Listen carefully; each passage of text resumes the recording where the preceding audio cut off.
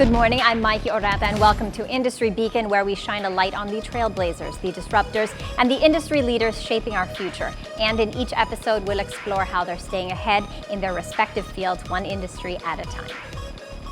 In today's episode, we'll be speaking to the head of one of the largest business organizations in the country, the Philippine Chamber of Commerce and Industry, or PCCI. The PCCI, representing a wide range of small, medium, and large businesses, aims to strengthen the Philippine economy by improving the viability of enterprises across the nation.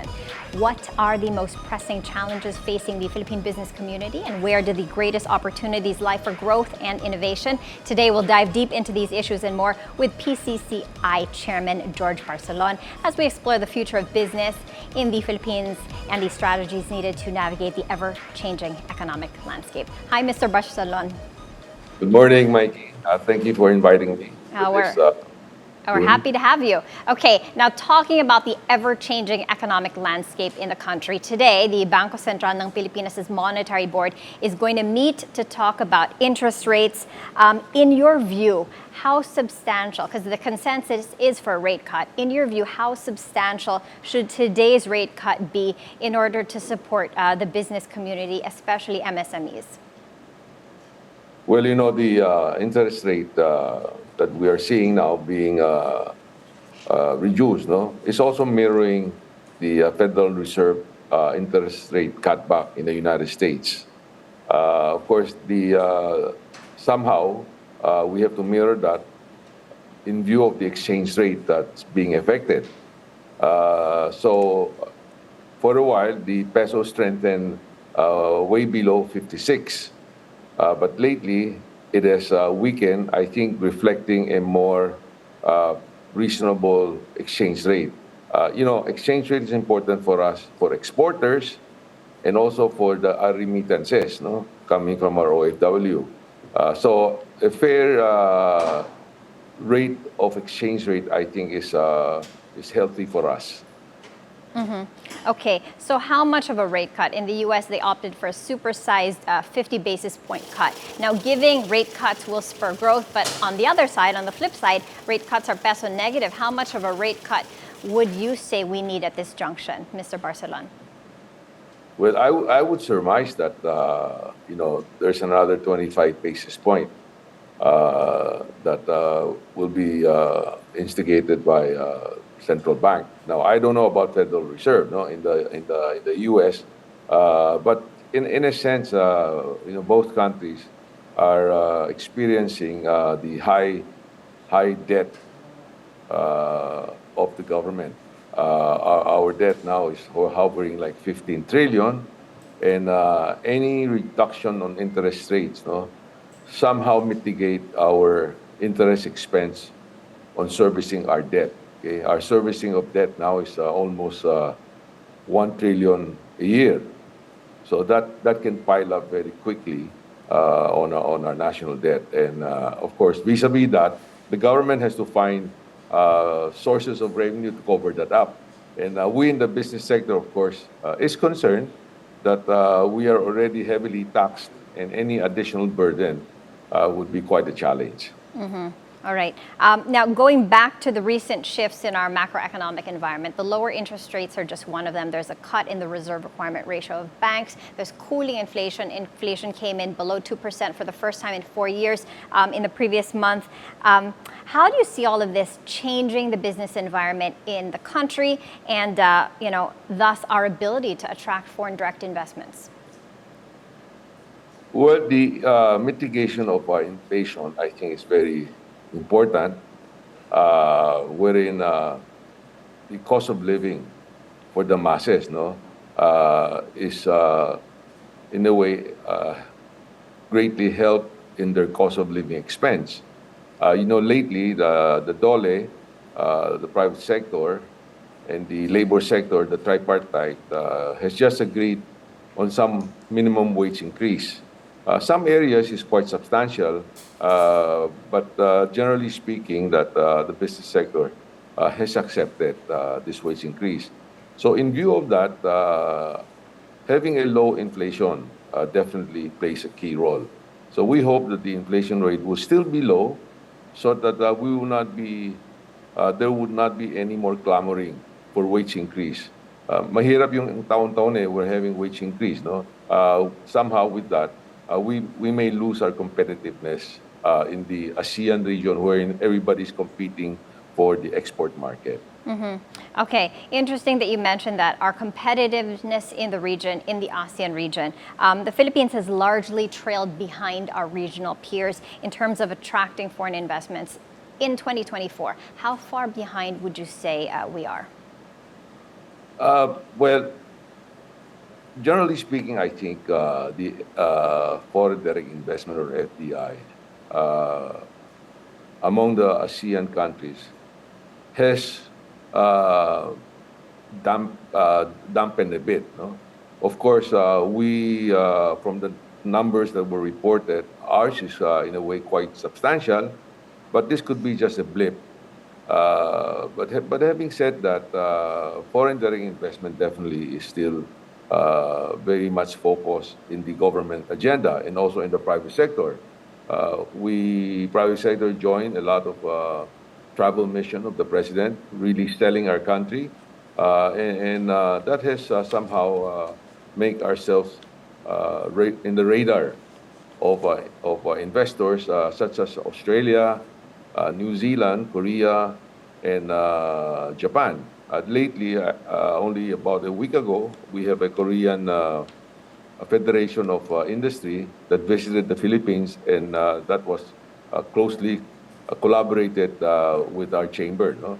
And they have interest to look into various sectors, tourism, power, infrastructure, and electronics. So those are all fine, but as you mentioned earlier, we do have to be up to the challenge because the other countries are also out there, no, competing for that FDI.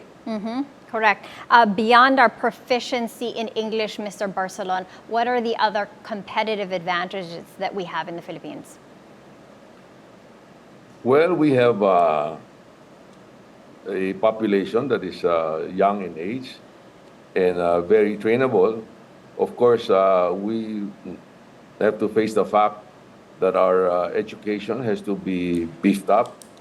In international education assessment study shows that we're lagging pretty much behind. But other than that, I think Filipinos workers are known worldwide. They're over in Europe, in the States, in Asia.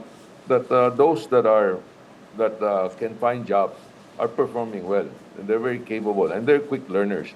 And that is, of course,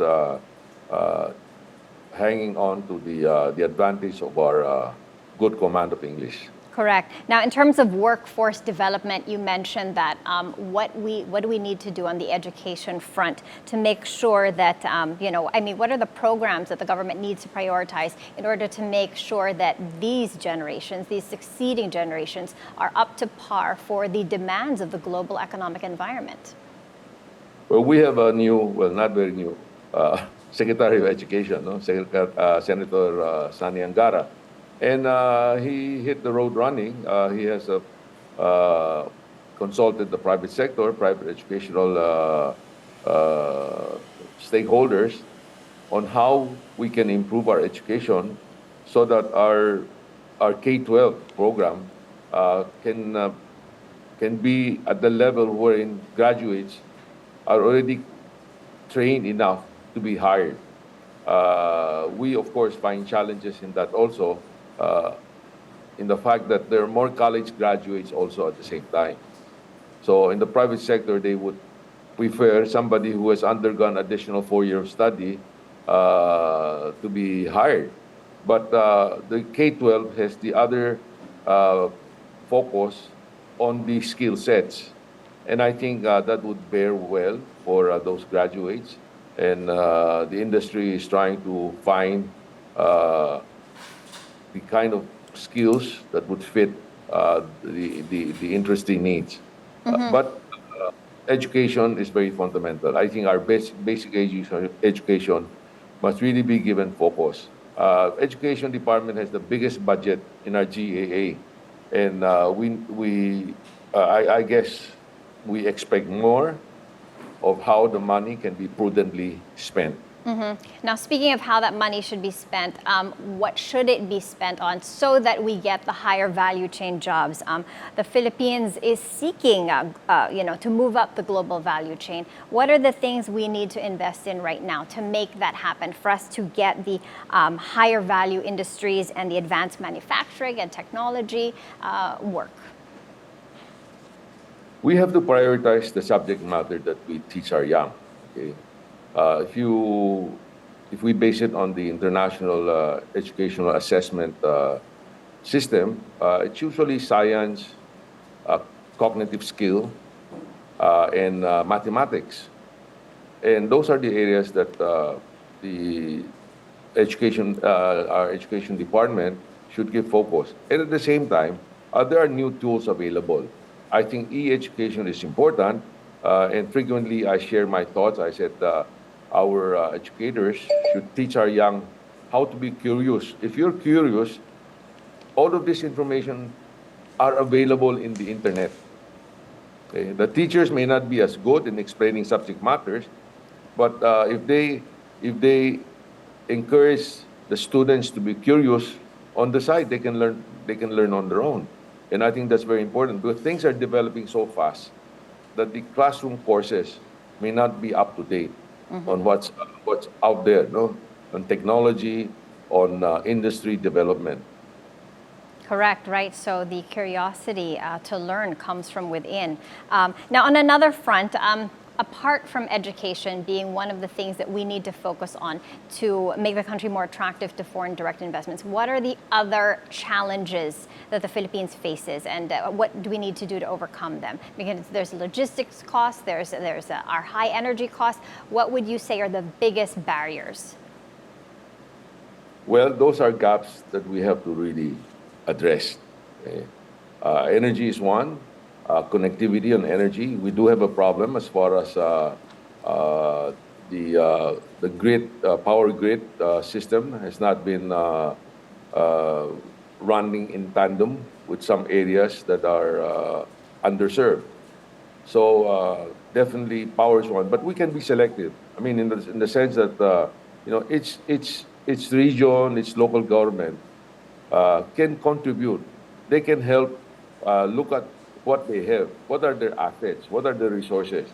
And on the side, I've been encouraging local government to do their own project study, feasibility study, and so that if a foreign investors were to visit them, they have already a feasibility study that is suited for that particular area, rather than having foreigners visit them, but they have to start from square one.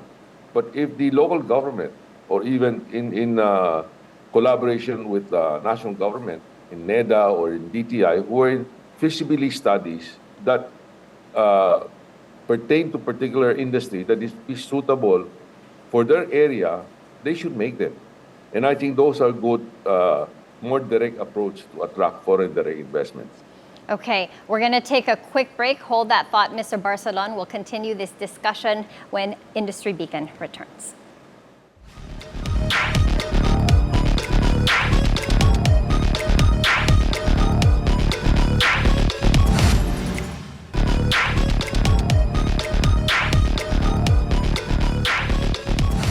Welcome back to Industry Beacon. We still have with us the chairman of the Philippine Chamber of Commerce and Industry, George Barcelon. Hi, Mr. Barcelon.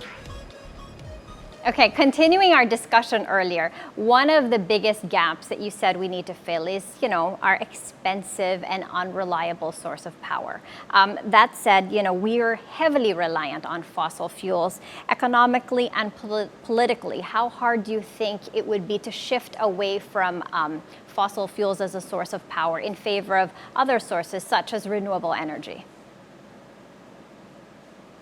Well, I have to give to the government that the President BBM's administration hit the road knowing that this is one of our shortcomings, the availability of reasonable and affordable power.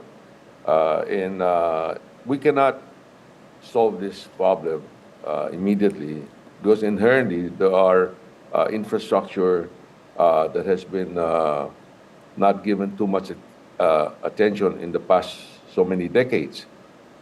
But the renewable energy is something that we see that is getting a pretty good share of the energy mix. But one thing to take note is that there are many of them are not base load power generation. We still rely heavily on fossil fuel and LNG, gas, and also geothermal.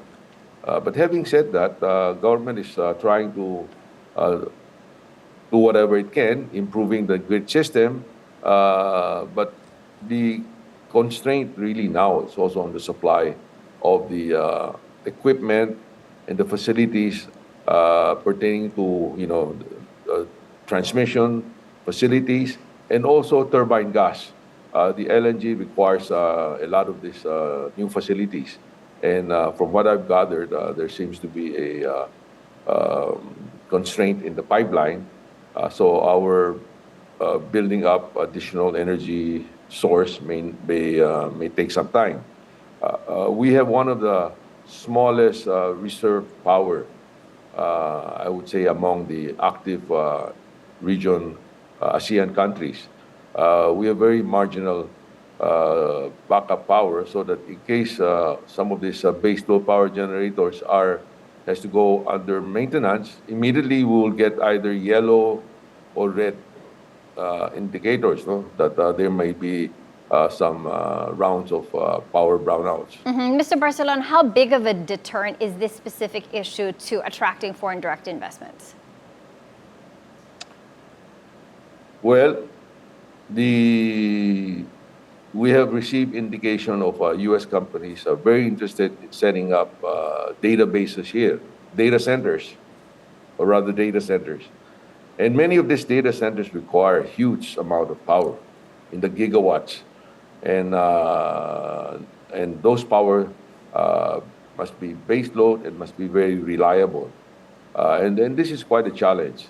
But of course, I think it's moving on, wherein there are big companies now putting in their investment in the solar with battery backup, no? For such investment. And moving forward, we know very well that the focus now is on AI. AI requires even more power in their operations. But we have to prioritize where the power can be better used in industries wherein we can create more jobs. Okay? I think the administration, President BBM, is quite aware that this job issue is top of mind. Okay? And we in the private sector, we work closely also with PSAC and with members of PSAC in trying to create more job opportunities for our young. Okay, now a lot of those job opportunities are in a specific industry, the IT BPM industry. What are the other biggest contributors to growth in the Philippines? And as the macroeconomic fundamentals change and as the dynamics overseas change, what do you think are going to be the drivers of growth of the Philippines over the next 5 to 10 years, Mr. Barcelon? Looking on the horizon, we have job opportunities in the tourism sector. It's a low-hanging fruit. Okay? And I think that has a lot of upside to it. We know that the other ASEAN countries have double or triple the number of tourists compared to the Philippines. We're only getting high single digits, 9 to 10 million. And a big part of it is Filipinos returning back. But other countries like Thailand, Malaysia, the number of tourists that they have is about 30 million. So that in itself tells us that the opportunity is there, and that would translate to more jobs for our young. So it's a low-hanging fruit. Okay? The other side is in the construction area. We're lacking skills in welding, in many aspects of construction, because the government has supported all of these infrastructure projects, and those are opportunities. Of course, not to mention the continuing growth of the outsourcing business. Now that the narrative seems to be going up not going up the food chain, no? You now have AI, and those again, that area requires really skilled and trained young people to be doing the jobs. So those are opportunities, and I would like to think that during the visit of Secretary of Commerce of the United States, Madam Gina Raimundo, I mentioned to her, I said that because she mentioned that the U.S. would invest quite a big sum of money in upgrading our skill sets in the Philippines. So I mentioned that some of these areas would be robotics and 3D printing, which is now areas are growing and has good potential. And our Filipinos, I believe, trained on that. Okay, definitely lots of opportunities on the horizon. Thank you so much, Mr. Barcelon, the president of PCCI, for joining us. Unfortunately, that's all the time we have for today, but thank you for sharing your thoughts with us. Thank you, Maiki. And that's it for today's show. I'm Maiki Oreta. Catch the Billionario News Channel on Free TV Channel 31 and on cable via Signal Channel 24. Thanks for watching the Billionario News Channel, always on top.